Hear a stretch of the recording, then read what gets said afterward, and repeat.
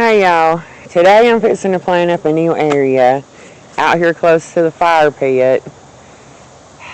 I've just got a bunch of clearance plants and annuals that should have been planted weeks and weeks ago, but things are still going on clearance, so you're picking them up here and there as you run across them. And I've just kind of been putting them back in a stash. And now I'm needing to get some of them planted up, and I'm going to bring y'all in closer and show y'all. I just wanted to show y'all which area that I'm planting in here. It's why we're so far back, but I'm going to bring y'all in closer and show y'all where I'm actually. This is going to be like a new area. The only thing that was planted here already was a camellia bush that my dad had rooted quite a few years ago.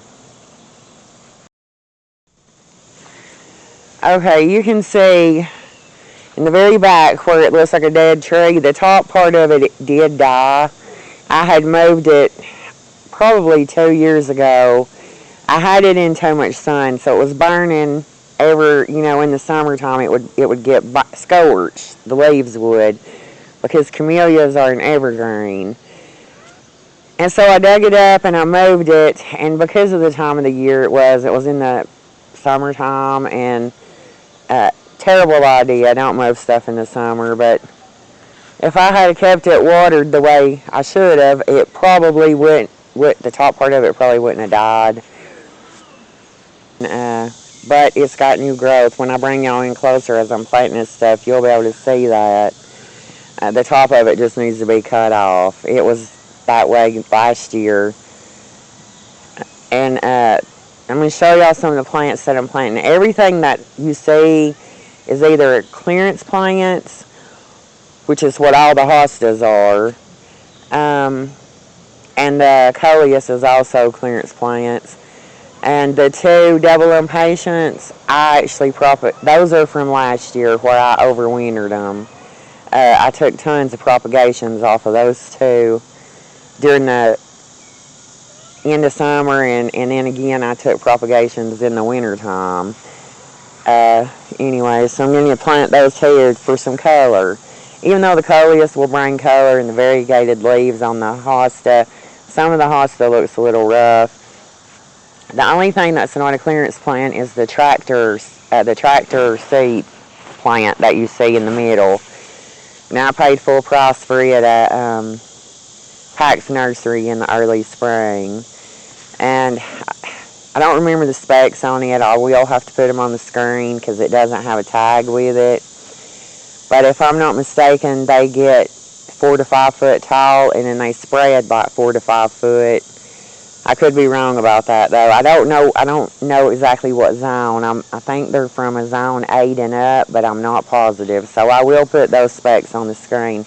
So let's move in closer and I'll show y'all what these are before I get them all planted. Right quick before I do that, this is a DIY right here. All it is 2 cement blocks that are laying where the 2 holes are facing up on each block, and then you just take 2 pieces of any kind of wood that you want to use. You're probably going to want to use something that's pressure treated or painted, and you just put 1 in each hole, and you make basically a wood rack. And this is, because we're in the woods and tree limbs are always falling, I can just pick a lot of them up, break them up, and put them right here, and then we use them in the fire pit. Just so y'all, in case anybody asks what that is, that's what it is. You can see this hosta looks rough. I mean, look how rough that hosta looks.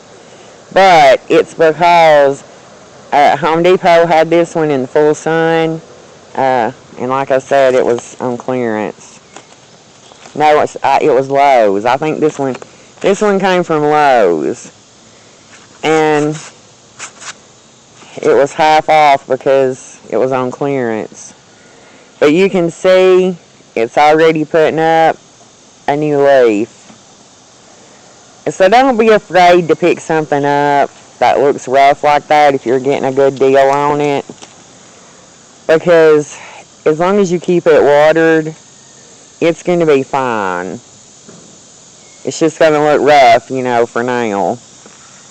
Oh, but it is the Paul's Glory Hosta.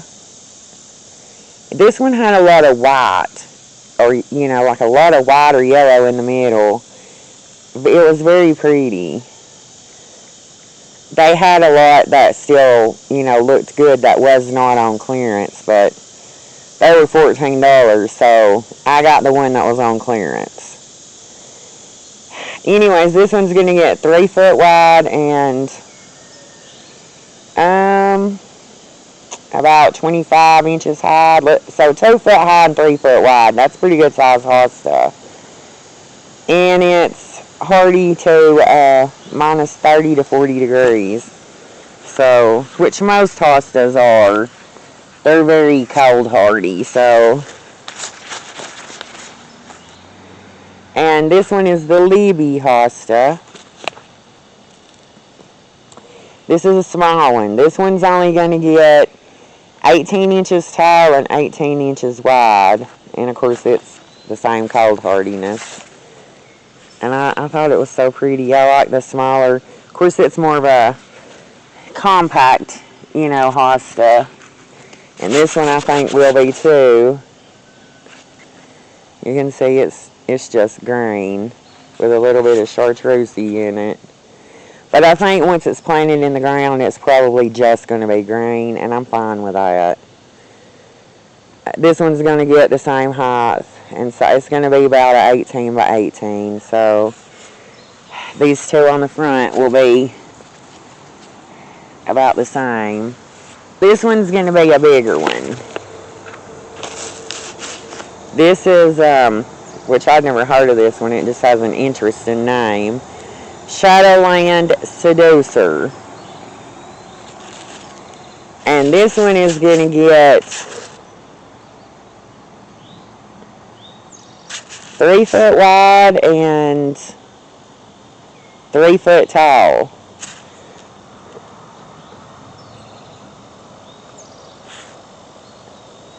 And its cold hardiness is from zone 3 to 9. And you can see, I mean, it's pretty. But it's a little rough looking too. You know, when you pick something up on clearance, but you can see what it's going to look like on the picture. And so, these are the ones that I overwintered. The Rock-Poco series of the Double Impatience. And I'm just going to plant these right here with the... Now, the tractor plant is a perennial. Even though it's going to look like a shrub, it's kind of like the hardy hibiscus in a way, because it will die back to the ground every year. But it doesn't make like big stems that you got to cut back. It's just going to be, you know, dead foliage, but I guess more like a hardy banana, but it's not going to grow the big stalk and stuff. The two clearance hostas that I'm going to put here is the Color Blaze Ridiculous, and these coleus get decent size too. It's going to get 40 inches tall and about 2 foot wide. And you can see it's just really pretty. The red with a little bit of green, which it's dirty right now. They kept falling over when it rained. And here's the next one. This one's called Sedona Sunset.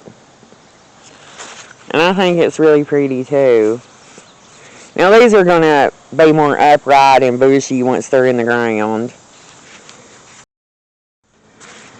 Okay, I do want to show y'all, with this tractor plant, I'm going to divide it. I'm probably not dividing it in half, but I am just going to cut some off because I want to put some by the lily pond.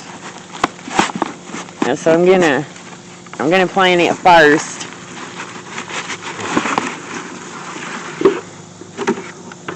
And get it divided here. I just want to show y'all how I'm gonna do this. And so what you want to do when you're dividing something like this is, you can see there's little clumps. You just want to figure out what clump you want to take away from it. And then I like to start here on about the middle to the bottom and just kind of cut it. Start from the bottom and work my way up. That way I don't damage the plant or the top of the plant nearly as bad. And I'm not wanting to cut a ton of this off. I just want enough to put a little bit by the pond. And you can see that right there is going to be plenty enough for a starter plant for me by the pond.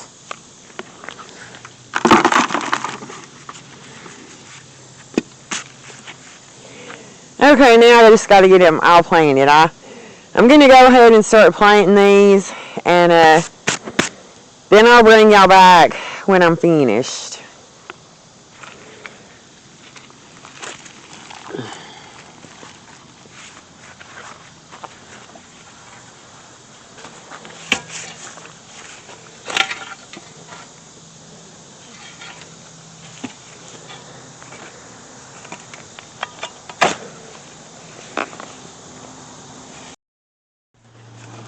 Now, if you're planting this time of year, the dog days of summer, you definitely want to put water in the hole. Whether it's a perennial, an annual, or a shrub, makes no difference. Go ahead and put water in the hole. I just want to show y'all, I ran into a humongous tree root. This little area used to be a giant dogwood, and it had died. And I think it was either last year or the year before. Stephen had pushed it down with a tractor, but the roots, a lot of them are still here in the ground, and I'm fixing to have to cut this up.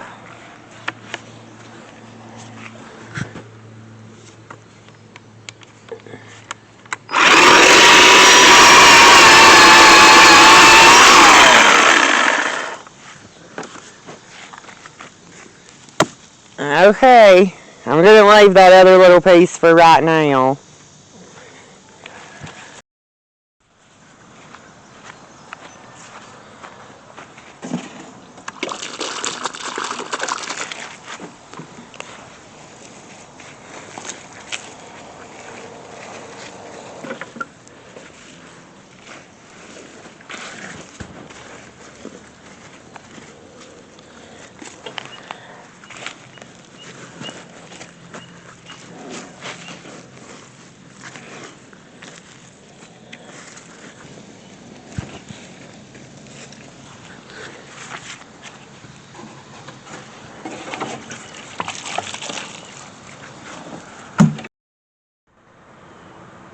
Well, there they are, all planted up. And now, keep in mind, this is going to take a couple of weeks for some of it to, establish and fill in a little bit, like the coleus and the double begonias, or double impatiens, I'm sorry. And while the hostas are not going to look great this year, as long as I keep it watered good, I think next year it's going to be really pretty here, it and the tractor plant. And then I can, over time, fill in with other perennials or shrubs or whatever I want to put here. I'm thinking this flower bed may get extended quite a bit. I sort of have an idea of what I want to do here. Now that I've started one here, I think I want to L shape it to the back side of the fire pit area. I think I want to L shape it all the way over to, if you can see that small fairy trail bride hydrangea over there. And we'll see, you know, I mean, what ends up happening over the next year or two. But I think this is going to be really pretty. Now let me step back and show y'all an overall shot of this area now here next to the fire pit. I think that is going to be so pretty. Like I said, it may be next year before I really get to see, you know, I mean, it's going to be pretty this year, but next year it's really going to look good. And like I said, I can add in some perennials and different things to this new area that I'm creating here. I want to take y'all closer over there and show y'all something that I just absolutely love that comes back every year. This flower is called Torenia, and this comes back every year. I planted this, I think, 2 summers ago, and it's not a perennial. It self-seeds, and apparently I'd never grown it before when I planted it, and apparently I planted a hybrid because the one I planted was actually looked like this one, the dark purple, light purple with a little bit of yellow. But the next year, because this is, like I said, just an annual for me, but the next year I noticed that it had self-seeded and it was coming up. Now it's not invasive, it just right here in this one spot where it was actually planted originally. This is where it comes back. And now you could dig these up and spread them out, but I don't. I just leave them all right here together. That's the way I did last year. That's the way I've done this year. But you can see there's more than one color here. There's actually 3 colors. You have this color. You have the light pink and white. You know, and then that darker color, pink and white, and then this purple. And I love it. I think, and the hummingbirds, the bees, all the pollinators love Torenia. Mainly your hummingbirds. So, if you're looking for something that will, you know, you don't mind self-seeding, and you're just wanting it to pretty much stay in one little area, then, you know, this would be a good choice. And like I said, I bought one apparently that was a hybrid because it's resorted back to the, you know, what they hybridized it from with all these different colors. But anyways, I just wanted to show y'all that. And then, of course, in the wintertime, you know, in the fall, when we get a hard frost, it kills it all down. And hopefully next year it'll, you know, come back from seeds. But anyways, until next time, bye.